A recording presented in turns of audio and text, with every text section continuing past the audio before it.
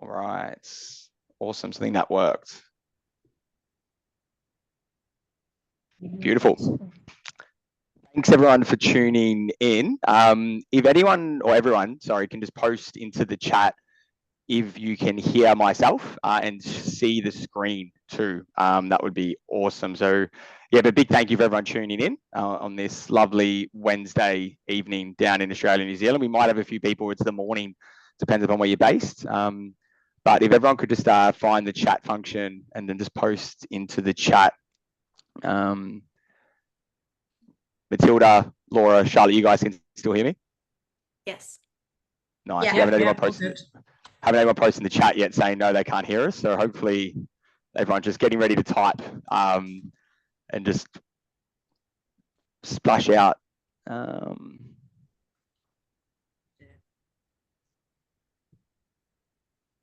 Actually, sorry guys, the chat function wasn't turned on. I just turned it on. Apologies. So yes, everyone can hear us. Great. Nice. It would have been sitting here for 10 minutes just trying to wait until everyone could actually hear us or not, but the audio was working the whole time along. So thank you, Mira. Perfect, guys. Well, we'll try and get started in a sec. We've had quite a fair few people tune in, sign up to the webinar, which is exciting. So we've got about 20 or 25 coming in at the moment. We had quite good numbers for everyone tuning in, signing up. So I keep on tuning in, signing up in the lead up. So we'll just give it an extra minute or two just to allow a few more people to join in. But if everyone just wants to try and test the chat function just to make sure it's working. I know it's working for Mira as well. You can also send your messages to everyone too, just as an FYI. So if you just select everyone, then everyone should see your message. If you wanted to send a private one to the hosts or the panelists, got Matilda, Charlotte and Laura, which will do the introductions in a sec. But awesome, Zara, thank you for that. Okay, cool guys. What we'll do is we'll jump into it. So I know we'll have a few people that will join as we go. But yeah, big thank you for everyone tuning in. So we'll just start off with a little bit of housekeeping before we get into the fun stuff. So we will record the webinar and we'll share it with everyone afterwards within the next day or two. Hopefully we'll share it with everyone by the end of the week. And if you have any questions, do feel free to post them into the chat. Obviously, I've already asked everyone just to sort of see to make sure the audio is working and all that. But you can use the chat function throughout. We'll try and answer your questions as we go, but we'll also touch on a lot of different topics as we go throughout the webinar itself. We also have a Q&A at the end too. So just like I said, post into the chat, ask any questions as you go, and we'll make sure we try and cover every question as we can. And if we can't answer the question, we'll do it in the follow-up from here. So we'll just start off with an acknowledgement of country. Matilda and myself are based in Australia, which we'll do the intros in a sec, but we recognise that we are hosting this webinar from the country of the Gadigal of the Aurora Nation and the Wadawurrung of the Kulin Nation. We recognise the traditional owners of the countries on where we meet today and the First Nations people present in this webinar. We pay our respects to elders past, present, and celebrate the diversity of Aboriginal and Torres Strait Islanders people and their cultures and connections to the land waters of New South Wales and also Victoria, which is missing there. Awesome. So relocating to the UK, what we'll be covering. So firstly, everyone's made the first step by jumping onto the webinar and wanting to learn more about moving overseas, which is a really, really big decision. So what we'll do during this webinar is we'll cover a broad range of topics. Essentially what we'll try and do is introduce everything that you need to know when you're wanting to relocate over to the UK. So we won't deep dive into all of the topics because there's a few topics which we could do as a separate webinar which would go for an hour in itself. But what we'll try and do is cover at a high level most of the things you need to know about moving to the UK. And we don't spend too much time on a slide. Doesn't mean it's not important. It just means that we've obviously got to cover a lot of different topics. So we'll start off doing an introduction to Prospero, us on our team, and we want to learn more about everyone else on the call. We'll talk about our business, our company, and what we can offer you guys and gals on the webinar and from a support perspective. What type of roles are available, whether you're a teacher or a TA or primary or secondary. We'll talk about what sort of roles you can get within the UK. Also like where you can live in the UK too, because a lot of people might not have actually been to the UK before. Thanks everyone for jumping into the chat too. A lot of hellos as well, which is nice. Thanks guys. And then what you need to do to relocate to the UK as well, because you might be thinking about the visa you're eligible for, or what sort of teaching registration that you need to look at, the compliance requirements. You might be thinking when or where you want to go as well, and then where to next in your journey. So from here, hopefully everyone gets a really good introduction to Prospero and how we can support your journey, and then we'll want to obviously connect with you following on from here. So yeah, that's a bit of a snapshot of what we'll be running through. As mentioned, there'll be Q&A at the end, but please post questions into the chat as we go. Amazing. So a bit of an introduction. So essentially, we'll talk about Prospero as a business as we go, but obviously, really good opportunity for us to talk about ourselves on the call, so you know who you're talking to. So my name is Tyler, and I'm our international recruitment manager, and I head up our international recruitment team that supports candidates. I like everyone on the call, travelling onwards to the UK, but also my role is helping candidates and teachers move to Australia and to New Zealand. But I know everyone wants to focus in on the UK, so that's where we'll spend our time. So I'm lucky enough to have about 7 years of experience working in recruitment, and that's across Australia, New Zealand, and the UK. But I'm also a PE health teacher originally. So I started teaching about 10 years ago now, and had about 2 years experience before I jumped into recruitment. I lived in the UK from 2016 to 2020 as well. So during my time in the UK, I worked as a teacher and also in recruitment when I was over there as well, and absolutely loved living in the UK. I did spend my whole time living in London. We will talk about all those beautiful and amazing areas outside of London, but I'm absolutely love and I'm really, really passionate about what I personally do within the team and what our team does every day, helping people take that leap of faith and move to the other side of the world and experience living in a new country, which is truly a life-changing experience. And we know it's a big move. You'll have lots of questions, lots of thinking to do. But yeah, the biggest thing is if you've got the itch to move, definitely do it. And we're really excited to support that journey for everyone on the call, hopefully this year or next, whenever it is for you. But over to you, Matilda, for yourself. Hi everyone. Yeah, my name's Matilda. I'm based in Sydney, Australia currently. I've had 3 years experience in recruitment, and that's across Australia, New Zealand, and the UK as well. I myself moved over to the UK, was on a youth mobility scheme visa, went over halfway through my primary degree, not sure what to do. So went over there, did TA work, school admin, absolutely loved it. And then upon return, fell into recruitment. So it really is, you never know where you're going to end up when you head overseas, but lots of exciting opportunities to come. So that's a little bit about me. And what about you, Laura? My name is Laura. I joined Prospero Teaching 12 years ago, and I specialise in recruiting secondary school teachers and teaching assistants and administrative staff across the North London and Hertfordshire area. And I dip into Central London as well. Throughout my career, I've successfully placed over probably even more than 100 candidates from various countries, including Australia, New Zealand, Ireland, South Africa, Canada, Jamaica, the Netherlands. My expertise extends to securing positions for individuals requiring sponsorship, or like you, Matilda, on your youth mobility visa, and ensuring a smooth transition for educators. I manage a team of consultants as well, who can support your transition. And yeah, it's an exciting journey for you all.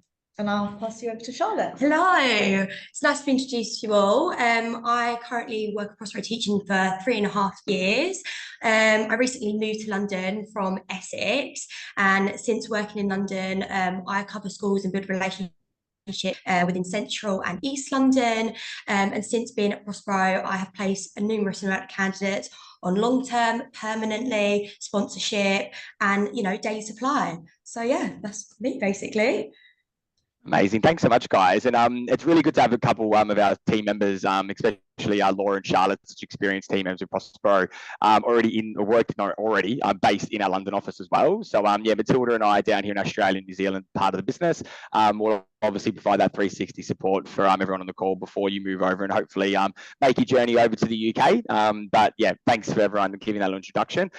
We will probably do some polls as well. So we actually we love doing polls in our webinars just to make sure everyone's engaged. We're all teachers or at least working within education. So if everyone just wanted to in a second The polls have unfortunately changed order, which we said, Matilda, hopefully wouldn't happen, but it has happened again. So we just wanted to know, where is everyone tuning in from? If you wanted to also post your answer into the chat, please feel free to do that as well. Obviously, if you're somewhere you're from in Australia, we'd love to know that too. A big part of us at Prospero is creating community and networking opportunities for everyone to meet other people. It's a really, really big part about what we're about, which I'll literally touch on the next slide.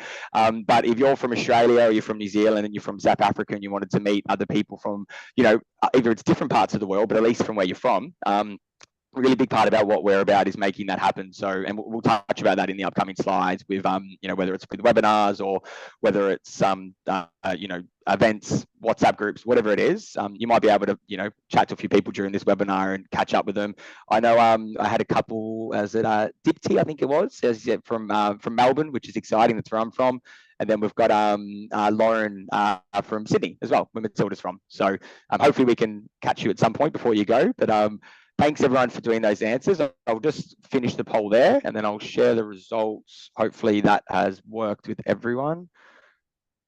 Awesome. So we've got 15 from Australia, 7 from New Zealand, 7 from South Africa, and then a bit of a mix from elsewhere in the world. So absolutely amazing. So we will throw to a couple more polls as we go. I'm just going to move my screen around. Perfect. Amazing. Can everyone see the screen again now? So it's finished from the poll. Yeah, great. I just wanted to double check that. So awesome. So now we'll just do a little bit of an introduction to us as a team, and also we'll touch on here why you might want to partner with us for your journey over to the UK, which we'll talk about throughout the entire webinar. So we are a global company with over 20 years of industry experience, starting off in the UK with our founders, Rob and Leslie Gray, who are still our current CEOs of the business, who are based in our London office. And they started the company roughly about 20 years ago. And we've recently expanded out to Australia and New Zealand in the past 5 and 10 years, respectively. And we currently have 18 offices across the globe, over 16 in the UK, and then 2 here in Australia and New Zealand. So a big thing for us is we want to stay connected with you throughout your travels, so that hopefully after you've spent 1, 2, or 3 years in the UK, however long it is, even if you're obviously from South Africa, this would still be relevant if you want to continue your journey to Australia and New Zealand. We want to support your next leg, or potentially, if you're from Australia and New Zealand, get you work locally before you go over to the UK. So definitely make sure, whatever your preferences are, you just let us know, then hopefully we can help out. And in terms of, I guess, a bit more about us as a company. So I started with Prospero in December of last year, and I joined the company. I was extremely excited about the growth of our business and our people-centric values and the support that we can offer candidates. So we're a very supportive company, and we provide holistic support for your moves. So we just don't want to, place you in a school in East London or in Bristol and then, wash your hands of it. That's literally not what we're about at all. We want to make sure that you've got all the things that you need to know to have a really enjoyable experience from the moment you think about moving from today till when you land, till when you go home, whenever that is. And we'll go through lots of details about all the steps involved with that. But we're very community focused as well, as I mentioned. So we want to make sure you're meeting other people, enjoying your experience. We know how important that is. We know a lot of people move by themselves. So we'll make sure that you've got opportunities to meet people at events, join a WhatsApp group, a Facebook group, whatever it is. We do a lot of these different things to help facilitate those connections. And then we offer a completely free service as well, and a personalized service. So there's no cost for partnering with us. There's not like a hidden fee at the end of the day. The costs we'll talk about later, that are relocation costs. So that, getting your visa, booking your flights, your accommodation, all that stuff. We actually won't charge you anything for our service. And we do actually offer a relocation bonus as well. And there's a few little T's and C's around that, which we'll run through in the next couple of slides. But that's us in a snapshot. So we are going to go to another poll. I wasn't joking when I said that we love polls, and we will throw to some numerous polls. So the next one is, they're all reordered. What type of educator are you? So we want to know if you're a early child or primary teacher, secondary teacher. Laura's obviously on the secondary team. Charlotte's on the primary team. So hopefully there's a bit of a mix here. So, and then teaching assistants as well. Perfect. Thanks, guys. We'll give everyone just a few little more moments to answer these polls. But we've got a pretty good mix here already, which is good. So most people have answered. We'll give you a minute or two. Yeah, as you've done there, William, feel free to post into the chat your answers. 100% feel free to do that at any point. But I'll share the results and we've got a really good mix, which is great. So we've got 16 primary teachers, 14 secondary, and then a mix of TAs and unqualified. The good thing, which we'll touch on in the next few slides, is opportunities for everyone across the UK. There's a huge demand for work in the UK. So definitely make sure that regardless of what you're teaching, know there's a lot of work available for you when you do decide to make the move over to England or to Wales. Matilda, you're up. Thanks, Tyler. So yeah, what we're going to cover now is what services do we provide? And so with that, it's our duty and really our love to be able to support you every step of the way. So this involves the local support, whether you're based in Australia, New Zealand, or other places as well. You either speak to myself, Tyler, or other consultants, and we can talk through the steps later on. But we want to be able to support you before relocating to the UK. And then on the other side, we have the wonderful consultants of Laura and Charlotte herself, and then they're able to help you on the other end as well. With that, the advice can range from the visa, accommodation advice, what roles, and everything and anything really in between as well. We also are able to support for placements of roles all across London and Wales, and we'll touch on the next couple slides what specific locations that we're able to support. But with those placements of the roles, even Laura has wonderfully placed a great English teacher for September already in a long-term position, and is helping interview, I know, some TAs currently as well. So we're able to help you even before relocating, which is an exciting part of our services as well. We're also really big in regards to training and development. And one of the things we like to boast about is that for this year, out of the Business and Training Education Awards, we won Best Upskilling Provider there. So we have an amazing designated team that helps with accredited training courses that are free, and for really understand that for teachers relocating, different curriculum. So we want to be able to help you wrap your head around that, or as a teacher as well, may not have, as a TA, may not have stood foot in a classroom as well as an educator. So we want to be able to help you every step of the way for that. And events and community, like Tyler said, we're all about introducing everyone together, really like-minded educators. We love to get everyone in the same room, and we just hosted an after-school club on Monday, I believe, with some PD, some professional development, and then we had some nice drinks and pizza afterwards, and also some of the international events as well. We're at the last stages, but hopefully, fingers crossed, if everything works out, we'll be able to host an event on a canal in London in early July as well. So really excited, really bummed I won't be there in person, but yeah, should be a good one to look out for. So yeah, and I believe we are going to jump to another poll of why do you wish to move to the UK? And we'll jump onto the next slide and see exactly what are the reasons there. So there are many reasons. You may have come yourself to the webinar being a little bit on the fence, or you've already booked your tickets. So we know that you have thoughts of heading over to the UK, and would love to kind of talk exactly the options now. Tyler, do you want to run that poll now, or at the end?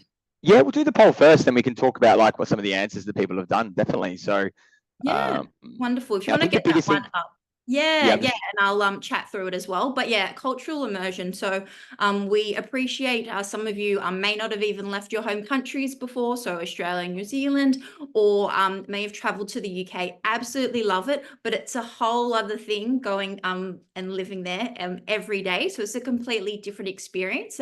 It's a really fun thing to live through. Another part is traveling and working. So I'll just grab that off my screen as well there. So yeah, so the beauty of it with the half terms and term breaks, you're so close to Europe, so you can catch just a quick train over to travel all around Europe, or a short flight as well. I loved catching up with our marketing team recently. One of them, we have the ones there as well, having a look there. So career and professional development, yeah, understandable, and we'll jump to that one as well, having travel and work and new beginnings, and personal growth being a strong one as well, but career development and up there as well. So wonderful. Yeah, so jumping to, so the traveling around as well.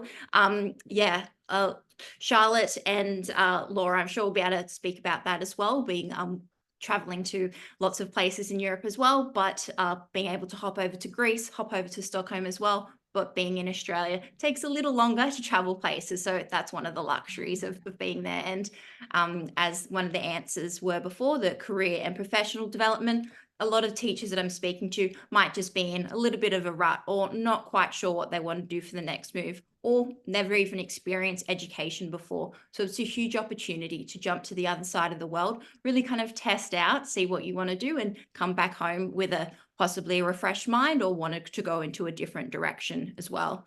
The next one is new beginnings with friends, and we say in brackets and family, because a lot of the time solo travelers head over there and it really does become family there with the people that you meet, people that you room with and travel with.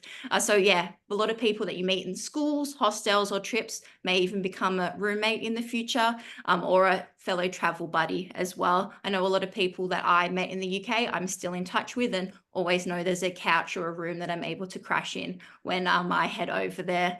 And the last one is personal growth as well. It really is the stereotype sometimes that you have to travel to the other side of the world to really discover what you're about, what you're going to enjoy, and then you come back as well, redirected. So yeah, that's all we wanted to cover on why I wanted to relocate to the UK.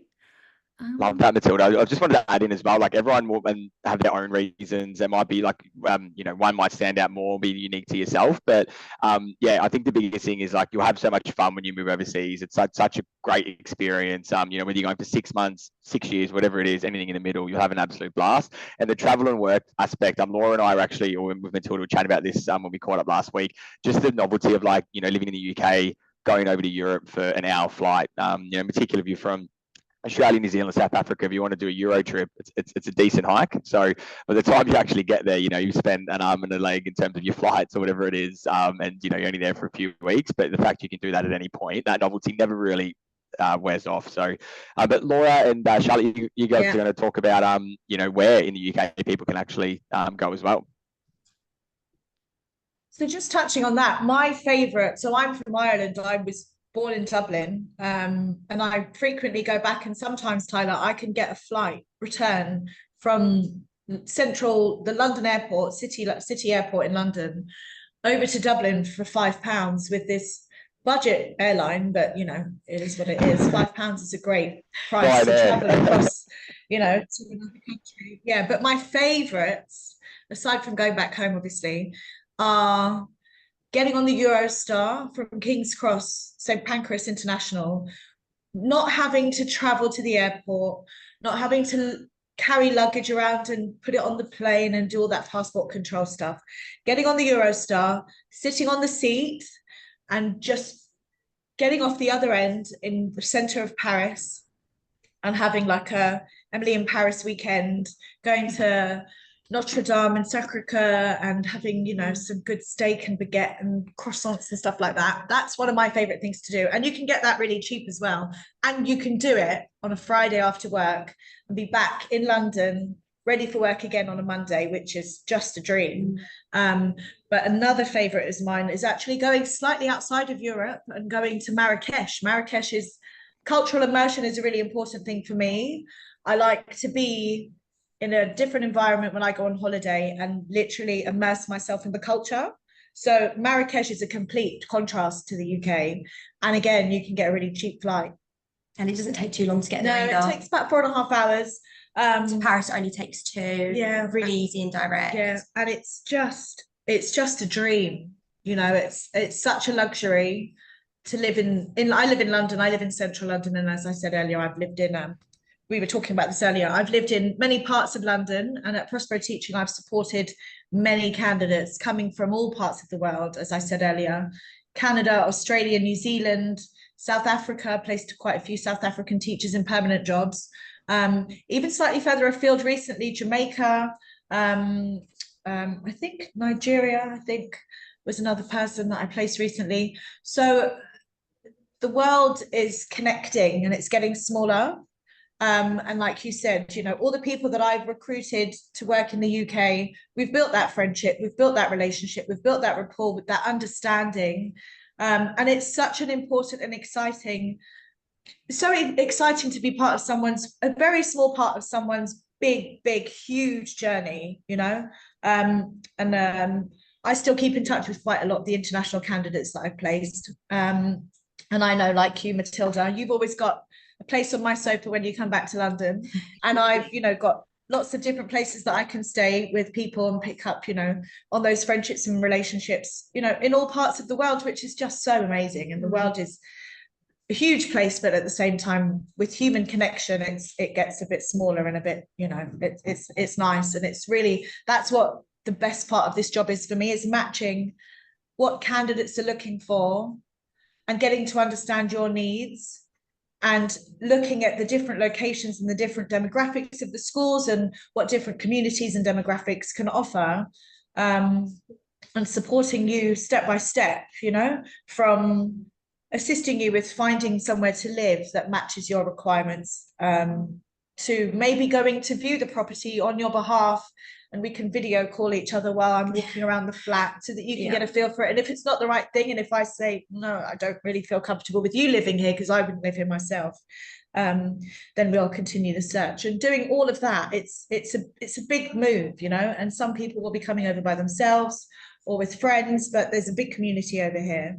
From the consultant perspective, you've got a friend, I suppose, or somebody that can support you every step of the way. You're making me want to move again, Laura. I feel like I want to book a flight myself back to the UK. Over now. So inspirational. I need a PE teacher. Yeah, I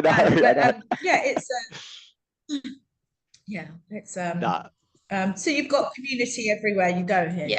Definitely. So from meeting the other international candidates to existing international candidates who maybe also need. I've got a guy called Matthew who signed up last year. He's a science teacher, and he works at an all-girls school in Barnet as a full-time science teacher. He's actually just signed a permanent contract because he loves it so much. So he's been teaching there, and his flatmate is going back to Canada soon. So he needs somebody to come and flat share with him in September. So I'm trying to connect some international candidates with him, which is good. There's a question in the chat, I think. I say, from Loretta, are we allowed to relocate? With dependents? Yeah, that'd be a visa question. We'll touch on this a little bit later. So with two of the visas, the skilled worker visa, and then the ancestry visa, yes. Youth mobility visa, you can't. It's a non-dependent visa. So Loretta, depending on what visa you're eligible for, that would determine. And then Rajan, the cutoff age. We have a slide of visas as well, everyone. So nice, good questions there. But Laura, I guess in terms of this slide, and Charlotte, it's like essentially all these locations here are where you can live in the UK. So obviously Laura and Charlotte in the London office, but if you wanted to have a different experience, moving up to Manchester or over to Wales or I know, but London is an amazing place. Like I lived in London my whole time over in the UK, absolutely loved it. But there's so many other options if you're feeling like London isn't for you. And some of these tips on the left, just some, just you can take this slide and refer back to it, just in terms of like when you're setting up for accommodation, making sure you got short-term accommodation booked before you get there, know your budget, have a fun bucket list, those sort of things as well. So, but little snapshot of where you can live. We have established offices. In all those locations. So wherever you want to be, we can definitely provide you support with moving to any of those locations. Obviously, we are in London, and there are different benefits to living in London to Manchester, but they're all, transport links are phenomenal in the UK. So whether you want to travel from Manchester or come down to London, you can get anywhere really. Oh, sorry, I wasn't meant to launch that poll then. I accidentally jumped the gun there. Apologies. Well, hey guys, we're thrown to the next poll. Apologies. But where do you want to live in the UK is the next question. So if everyone just wanted to as we've been doing, answer the poll, feel free to post into the chat as well. We've got Anthony has asked a question as well. Whilst we're answering these questions, does it include Ireland? Unfortunately, no. It is England and Wales currently. But yeah, so definitely England and Wales, if you wanted to get set up with work with Prospero. It is a little bit tricky to get work in Ireland as a teacher from overseas. It's not as a straightforward journey as if you're going England and Wales, just as a little heads up there, but definitely is possible if you wanted to do that journey on your own. Cool. All right, let's share the results. So we've got a bit of a mix here, actually, which is great. I know the guys in the regions will be really excited to see this, especially up in the north of England. And then flexible on location as well. We're not sure, which is fine. Like, you might not know some of these areas well. You might not have got that good exposure to a UK map before for whatever reason. And geography, geography teacher, one way to say it. But there's a lot of different options for you across the UK, as Laura touched on. And even if you're not wanting one of those office locations, we can support in roles in regional areas too, with the relationships we've got schools across England and Wales. So yeah, if you're looking there, you're like, none of those are my cup of tea. I want to live in like a small rural town or whatever it is. We can help in those areas too. But thanks so much, Laura and Charlotte, for that slider. That was great. So, but we'll keep moving through just for the sake of making sure we cover all the slides. But Matilda, I think these next couple are you from memory. Yep. Yeah, so we'll talk about your journey with us if you decide to register with us, and we're able to support you through the process. So if you want to jump to the next slide, please. Wonderful. So we've broken it down to our 6 steps here. They can vary, be in different orders, but this is just a general outline for everyone. So the first point of call is to have a chat with either myself, Tyler, or anyone else in the Australian-New Zealand team. This can happen years before you heading out. This can happen a day before you heading over. Really doesn't matter. More time, the merrier. It helps us be able to help you out there.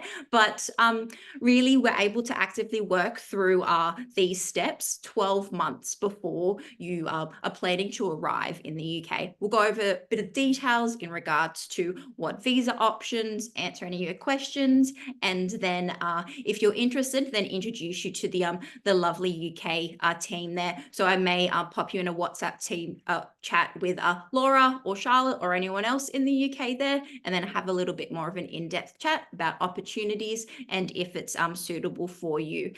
So that we can do within the 12 months there. Next is then we call it the interview. I don't like to call it the interview, just a little meeting, a bit more of a catch up there, and we'll just go more in depth about your background. We'll go through safeguarding topics and be able to discuss your registration. This can happen around 6 months before you arrive within the UK or shorter. And at this point as well, we're able to organise online interviews as well, which I mentioned before, Laura's helped facilitate and actually helps in regards to being able to secure positions before even leaving the country. The next part is then the registration. We'll just go over compliance documents. I'll be helping you the entire time throughout that. You're able to do this 3 months before you arrive, and also the compliance team in the UK will also jump in, helping to get you cleared ASAP. With that, then you're able traveling then to the UK. Then it's what do I pack? What do I not pack? That's another issue as well. We'll be able to help you out and discuss with that there. And then it's heading into the classroom, really. So yeah, this is just a bit of an overall option of the process, but yeah, like plans and circumstances, things can change, order can change, but we'll help you every step of the way. For sure. And this is just on the side as well, a document that we'll share with you about that holistic support. So we'll give you lots of guides, packs, blogs to read through, just general email content, phone calls, whatever you want to call it, we'll try and provide to you. And this way you can read through different parts of the UK where you can live. And then towards the back of the pack, it's quite a long pack, talks about like what you need to set up, which we touch on towards the end of the webinar, national insurance, opening a bank account, all those life admin things too, which are really important. And sometimes can be a last thought, crap, what bank account do I open just before you arrive to the UK? So those sort of things, we'll make sure you got all that information well in advance.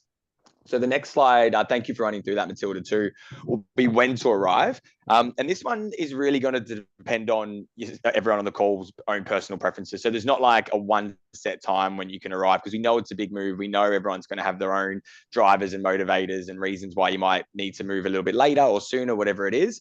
The biggest consideration is what sort of work you're looking for.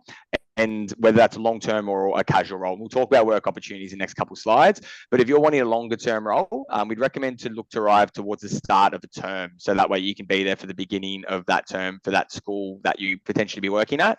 And the UK has a different academic year to us in Oz and NZ.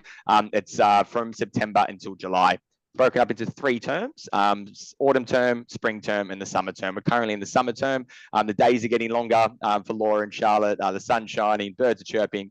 Europe is looking absolutely beautiful, whilst us down in the southern hemisphere is going into the middle of the winter. So, and the school interviews will depend on the time of the year. So right now, the schools will interview for September. Once we get past September and we go towards January, the schools will start interviewing for January. So it's always like a term in advance the schools would usually interview for. But if you're wanting a casual role, we can offer guaranteed pay. For not the entire year, there are like the beginning and ends of the term where we can't offer it because it's a little bit quiet. But if you're looking to arrive casually, you can sort of arrive when you like. The biggest consideration if you're trying to arrive before the summer, it's the summer holidays. So if you start work in June, there's only a few weeks before you have 6 weeks off. So that's just something to be considerate of. But one of the best things about living and teaching in the UK, it's the half-term breaks. So every 6 or 7 weeks, you get a half-term break. Down under in Oz and NZ, We've got one next week. I know, yeah. So we've got a half-term break next week, which is great. Yeah, I know in Victoria it's an 11-week term. A lot of my close friends are teachers, and it can be a little bit of a slog down that 8th, 9th, 10th, 11th week. So you've always got a respite, which is good in the UK. But nice to have a break. Yeah. 100%. Yeah, exactly. So, and this is actually the last poll. I wish we had more polls after this, but we don't. We might just ask questions as we go. But we just want to know when everyone is looking to move to the UK. So if everyone could just answer in the into the poll, then also into the chat. This does help us in the follow-up as well. So if you're looking to move as soon as possible, the biggest thing for us is getting in touch with you as soon as we can, just to make sure we're getting you set up with the right contact. And September is also, a close upcoming time.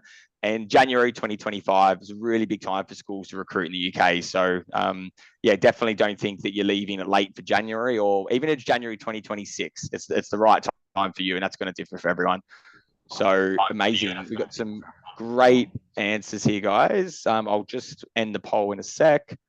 We've almost got 100% participation. I almost want to wait, but I won't wait because we'll spend too long on it. So we'll share the results. So everyone, we're having a little bit of a mix here, which is good. So we've got about 20 people wanting to move within the next couple of months, which is exciting. So hopefully everyone on the call can have a chat with Matilda and I and the guys in the UK office, imminently. We want to make sure we get you set up. And then January and beyond as well, which is great. So awesome. Is my screen back now as well? I think I've stopped sharing. It is. Yeah, cool. Perfect. Awesome. And then a bit about the finances. So this is just a bit of a guide on the left side in terms of what you could potentially be earning when you're moving over to the UK. Pay rates differ on a few different factors, such as your experience, location, the type of role. They'll all determine the pay for long-term opportunities. And where you're based in the UK, there's London loading, and you get paid more for working more in central London comparatively if you're living out in the outskirts of London or in regional UK because of the cost of living allowance. And we'd always aim to get you paid on the main pay scale, but it is upon the school's discretion how they recognise overseas experience, but we will always promote to get paid as per your experience. For daily supply, this is just a bit of a range as well for you to refer to for teachers or TA work. Again, just a guide that you could refer to, depends upon where you're living. And then on the right, we've got some bonuses that we offer. So there's a relocation bonus up to £1,000 if you sign on to a guaranteed pay scheme, which we'll talk about in a little bit more detail in the next couple of slides, or a long-term role before you get to the UK. So if you're wanting a full-time position, you can get that before you go. And there's also the guaranteed pay doing casual work as well that we offer out to certain candidates who meet some criteria. Get a referral bonus. So if you know anyone who you want to refer our way, please send us their details. We hope that you'd refer them anyway because you're having a really good experience with our team. However, you do get a referral bonus once they've ticked over 20 days, which is nice and handy. So, and for any language and science teachers on the call, this is a good one that's been rolled over into this new academic year. It's the IRP payment, which is from the UK government, which is £10,000 relocation, but only for these subject areas. It might expand out beyond that, but just the £10,000 is for science and language teachers, and you need to be teaching physics as well within the science load. Bottom right, apologies for the South African and other nationalities on the call. We don't have the exchange rate for those countries, apologies, but we've got the GP. So if you're from Oz and NZ, half your Australian dollars in pounds, that's what you'll get essentially. So in a snapshot. But that's the finances on income. Obviously, the next slide, we're going to talk a little bit about the expenses and the setup costs as well. So Matilda, I'll throw to you. Yeah, wonderful. So yeah, with all the excitement and all the fun times with heading over to the UK as well, we want to be realistic as well and be able to discuss that it can be quite a costly thing. And we've talking about the breakdown as well there. So things to consider with the costs are the flights, the visa. We've used the example, the Youth Mobility Scheme visa of around 5,000 Australian dollars. The initial accommodation, so that's temporary accommodation when you're heading over there, looking for a couple of weeks in the hostel or Airbnb just to have you covered there, plus a bit of spending money. Then that we say that comes to a total of around a 13,500 Australian dollars to 15,000 Aussie dollars. This is just a mere estimate. It is really when people ask us how much should I have, it is a little bit of, and I hate answering it, but it's how long is a piece of string. But it really depends in regards to how much you're spending, how much you want to travel straight away. But these are just some general figures as well. Other things to also take into consideration is the rent and bills in the UK. As discussed before, it is more costly in London as opposed to the rest of the UK. So, but the pay rates are higher. So looking that London around 600 to 1,200 per month of pounds, and for the rest of the UK around 300 to 700 pounds there. And the general expenses to keep in mind as well, in regards to groceries, transport, travel, and phone expenses as well, around 200 to 400 pounds per month in London, and then a little less in regards to the UK as well. But again, we aren't saying this to scare you away. We've all been through there, been there, done it ourselves as well, but just want to be quite honest in regards to the cost with relocating. Yeah, and you can live frugally too. Like And you can just on obviously, that, you know, you spend your don't- money. Oh no, you go. You go. No, sorry. I think we're a little bit delayed over here. And that rental, the costs of the rental costs would be based on sharing a flat with somebody else, right? Yeah, because that's, and the initial UK accommodation would be, it's always suggested that an Airbnb is something that you opt in for first when you arrive for the first 2 to 3 weeks, allowing you to get on the ground and sort of physically see the properties that you might want to actually rent and the locations that you would be living in, you know, getting a feel for what's in the local area, the amenities, the route from the property to the train station and such. But we, the consultants, are also here to support you with that. Our on the ground UK knowledge, if you want to come to live in London specifically, myself and Charlotte can definitely support you. Whether you live in the areas that we consult in or in other areas, we all recruit within the areas that we sort of live in, which is really beneficial and adds an additional layer of support to people like yourselves if you do want to come to live in London, you know. So when you have that introductory call discussing where you want to be living, I personally, and probably Laura as well, most consultants will send over an email with locations of great places. So I'm not actually from London, I'm on the outskirts, so I had to, you know, when I do a flat share as well, what I did was I joined quite a few Facebook group chats and like hubs where you can meet different people, kind of say what you're looking for, what your budget is, and it just makes sure the process a lot smoother for when coming into London. You can do this obviously before even coming to the UK, or if you get an Airbnb, obviously you can go and view the flats yourself in person rather than a virtual tour, but it just makes it a little smoother if you want to do something like that. I think sometimes those photographers that take pictures of properties internally have got like these really special wide lens cameras. Yeah. So you see an image of a property and it looks massive, and then you get in there and you can't swing a cat around, you know. And you got to like make sure you're lens. finding a accommodation with furniture. Yeah. I had to move house recently myself, and I was shocked at some of the properties that I had to see because they looked so good on the camera, on the pictures, but in person they were not what they seemed to be. So it's always good. I would always advise never putting a deposit down on a property before you actually see it. So the Airbnb for the first 2 to 3 weeks, perhaps, is a really good shout. 100%. And you can always send them Exactly. to us as well to get our opinion about it. If you're feeling a little bit on edge, you're not too sure, just send them across. We'll have a look. We know the areas as well, so we know, you know, if it's a safe location or anything like that. But yeah, we can just make it a lot smoother for you. Yeah, exactly. Definitely. And these the next couple slides too, we'll be talking about like the type of work and the type of schools that are available for everyone. And we've got about 15 minutes or so to before we finish up the webinar, guys. So we've got we might have to power through a couple of the slides in my respect, but we'll make sure we spend as much time as we can on these next few. But yeah, Laura and Charlotte, did you want to just run through a bit of a snapshot of the type of work opportunities available in the UK and the type of schools is on the next slide as well? Yeah, so I obviously work with primary schools, focusing on Central and East, like I said previously. At the moment, we've got a great deal of vacancies that have come through for long-term positions. I know some people wouldn't want a long-term position straight off the bat. They want to kind of get their foot through the door and just find out what school works best for them, because there are different types within schools, not just in London, but across the UK. So, you know, with that, when it comes to daily supply, if you come to us and say, I really like that school, we can put it on your file. And, you know, if any future vacancies do come up there, it just makes it a lot smoother because you already do know the school and the students. I work with like nurseries as well, so if you prefer the younger children from like 0 to 3, that's definitely achievable, running through nurseries all the way up to Key Stage 2, which is 11-year-olds. So, you know, you can come to me and say like, look, I prefer working with the older children within primary schools, so we can focus more on, you know, roles that are going to be suitable for your knowledge and what you feel comfortable doing. But if it comes to daily supply, you know, there might be a case where you might have to work in a Key Stage 1 class, because you can't always pick and choose where the sicknesses are going to be within the school. So yeah, I think they call that substitute. Is it substitute? Is it substitute teachers? Yeah. So I recruit secondary staff. I work for secondary schools, and I work with, I have a slightly broader range in terms of, I look for subject specific teachers.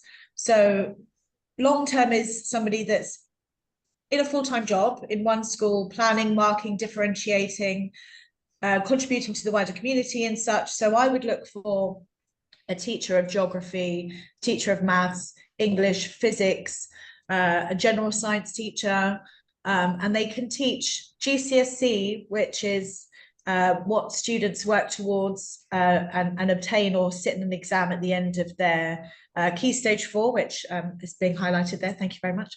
And they set exams when they're in year 11, and that's what schools are typically working towards, and students are working towards as soon as they start school at the age of 3, I suppose.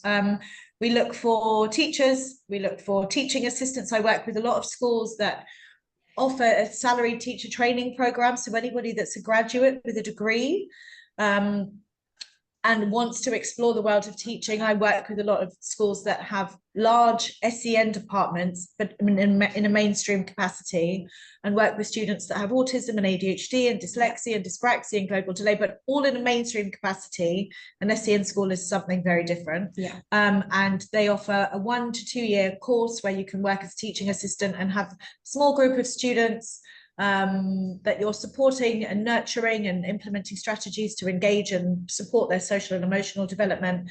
And then after those 1 to 2 years, if you wish to apply, you could train to become a teacher, which is great.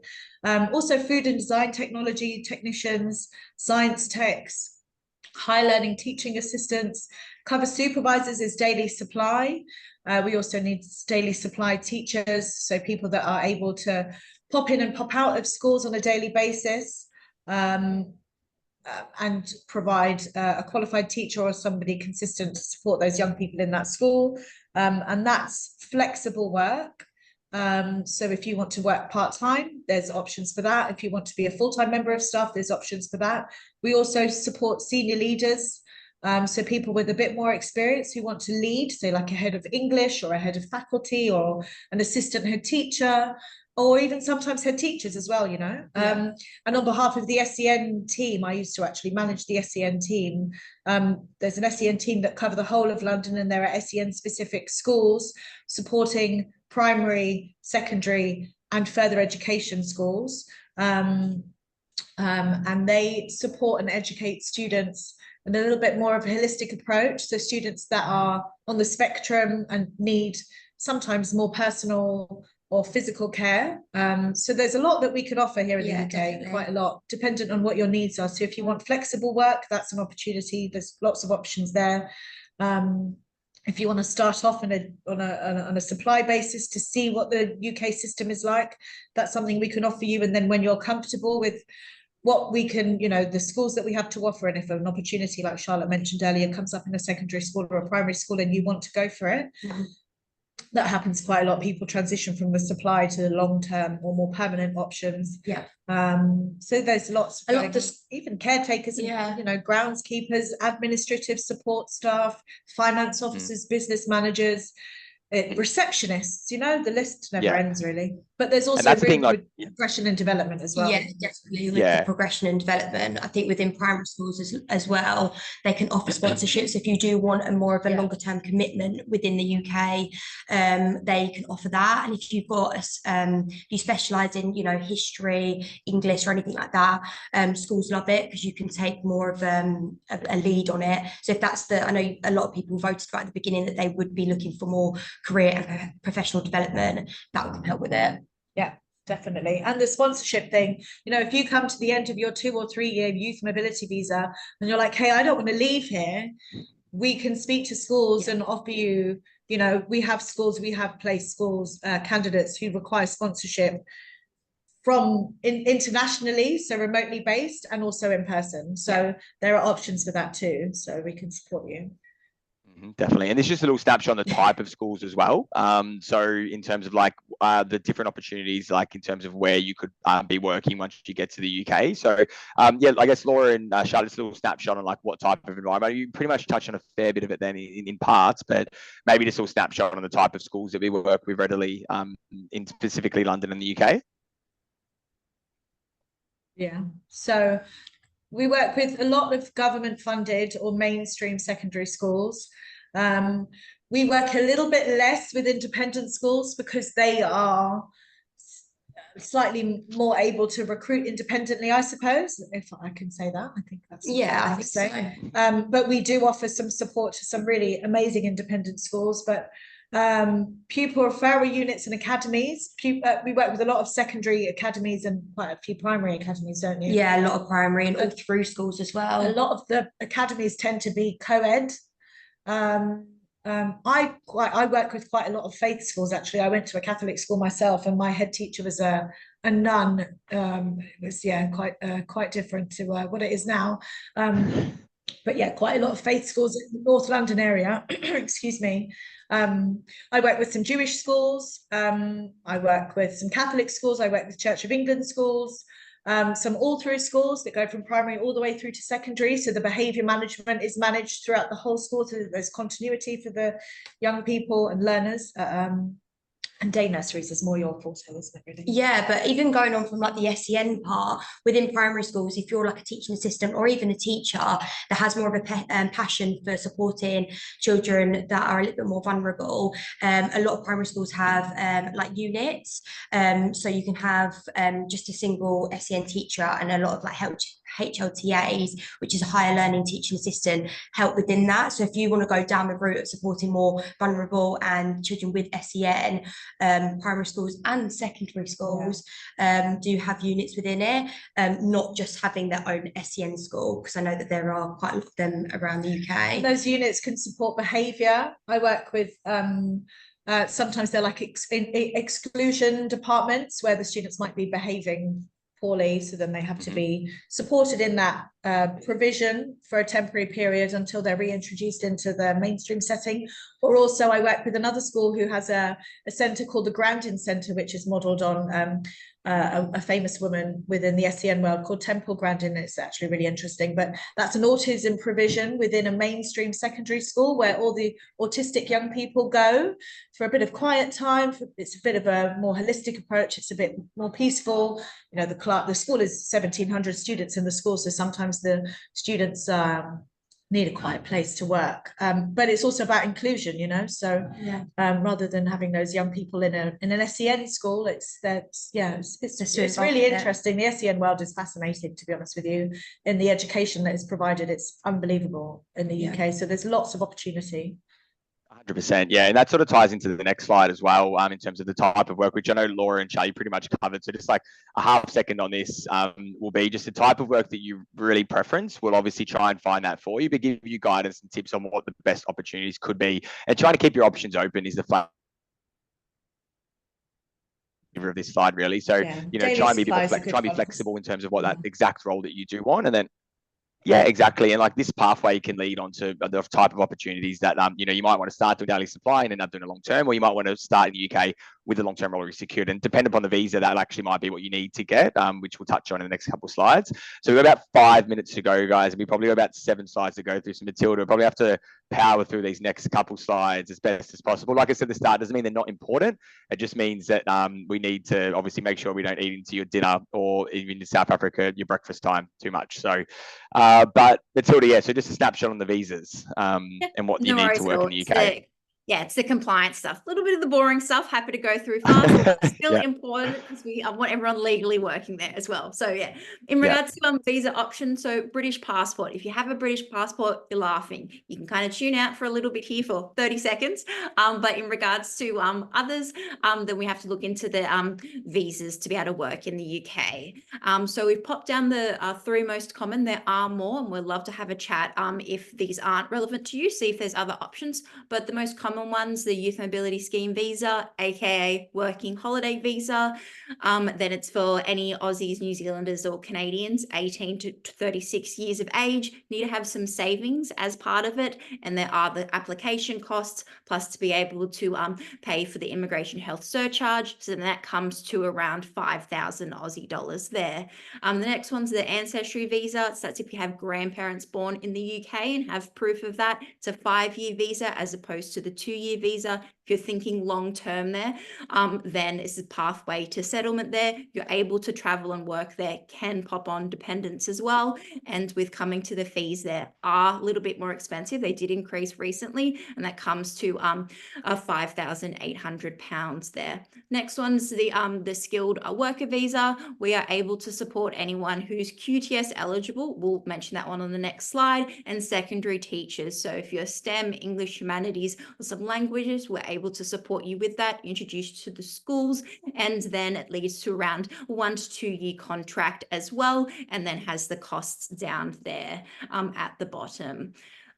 Next slide. I'm too fast for Tyler now. Oh yeah, they smashed that one.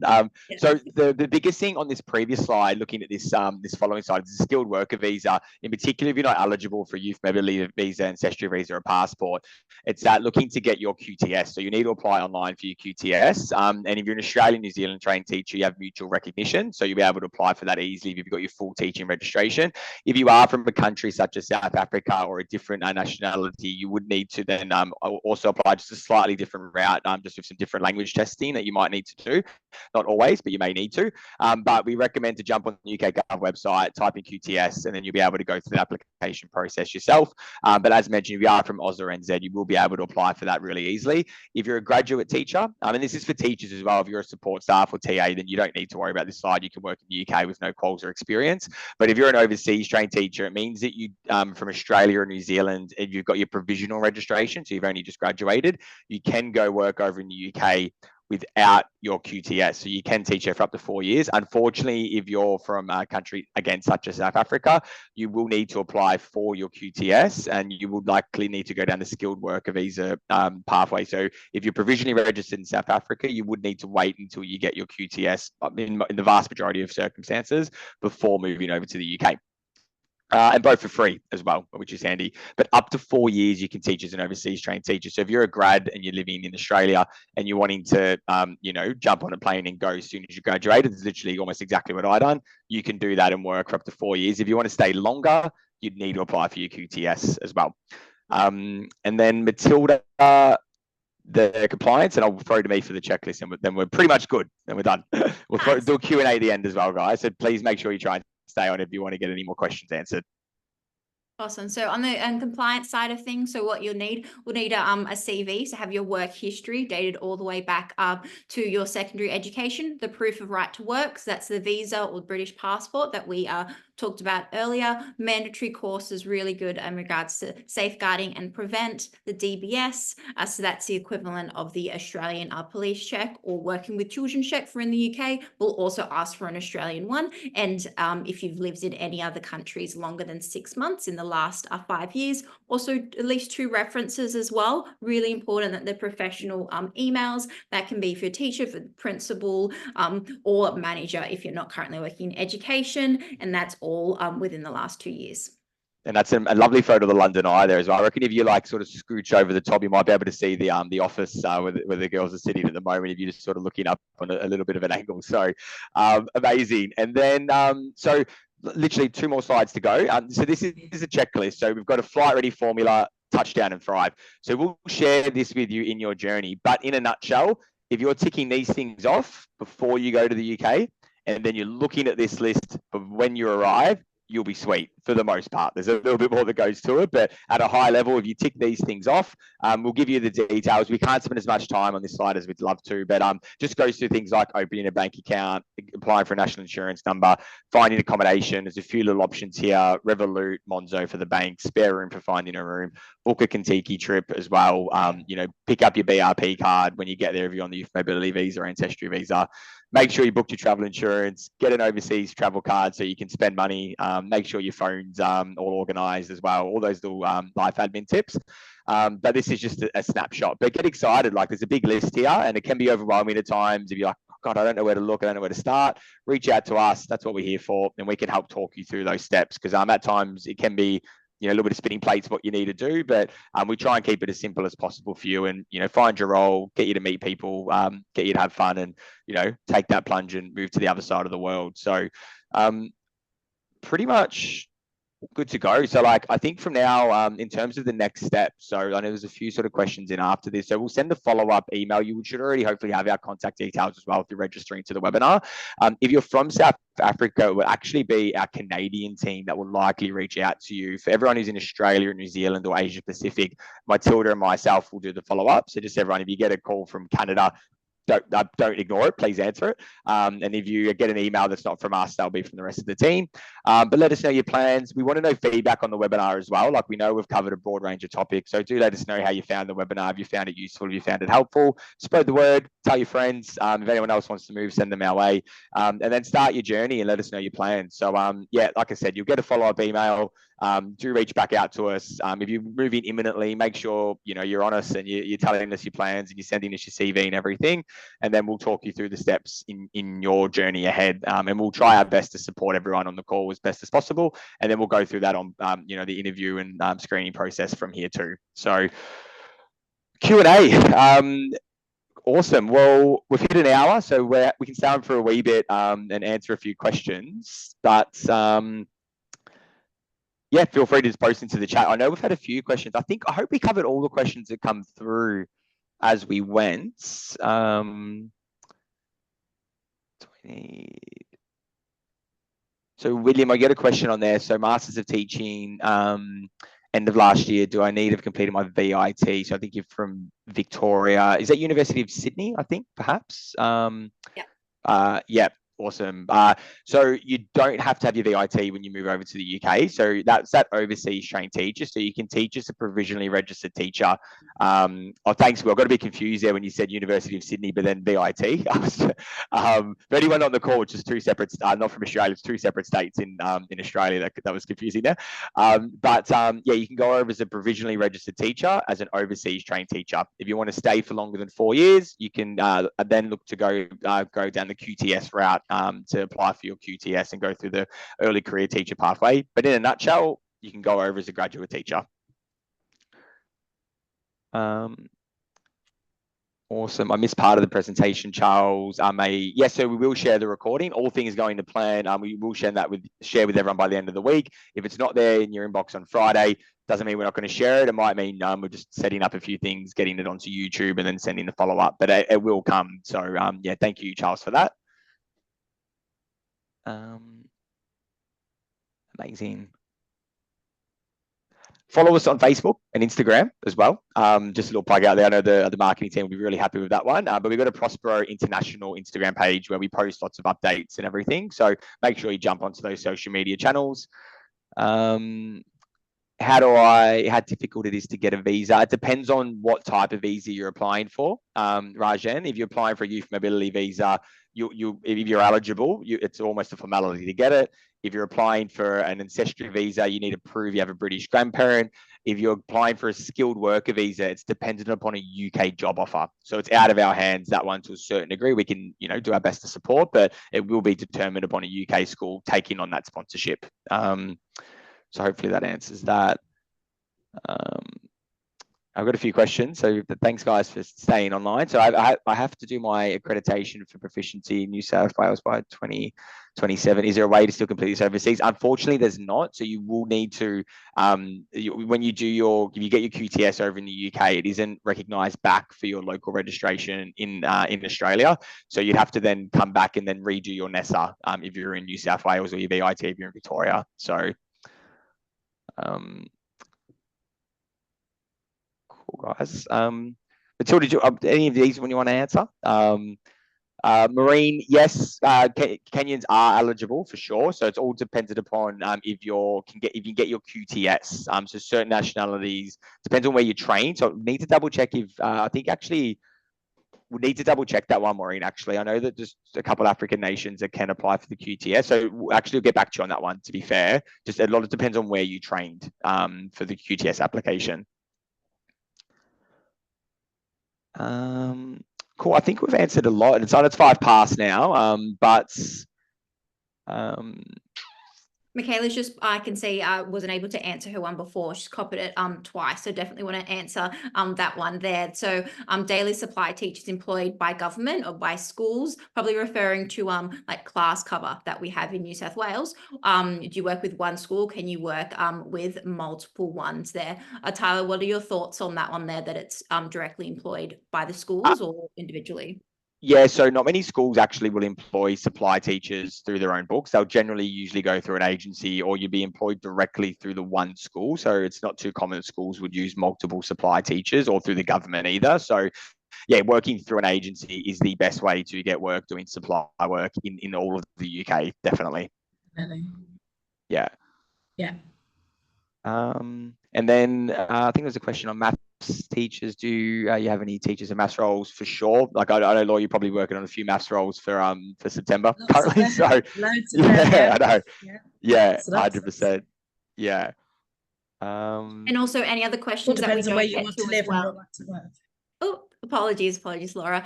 Yeah, we'll go through any of these questions, and any ones that we've missed or haven't answered, we'll make sure we'll get in contact with you and answer all those ones there. So apologies, it's just a timing thing as well. Want to give you as much information as well. But we'll definitely endeavour to get those answers to you.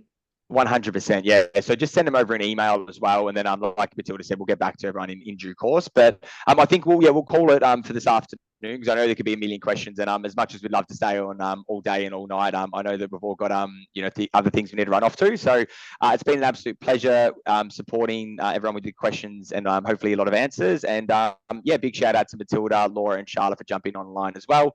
Hopefully everyone's found it really informative. But the biggest thing from this will be hopefully you've learned enough about moving to the UK, Prospero as us as a company, and how we can support your journey. So don't hesitate to reach out, and then yeah, fingers crossed we can help you move over to the other side of the world and get a job in the UK. So a big shout out and thank you to everyone who tuned in. Thanks. Bye everyone. Thank you for organising, guys, and thank you for everyone that attended. Bye-bye. Thanks a lot. Bye.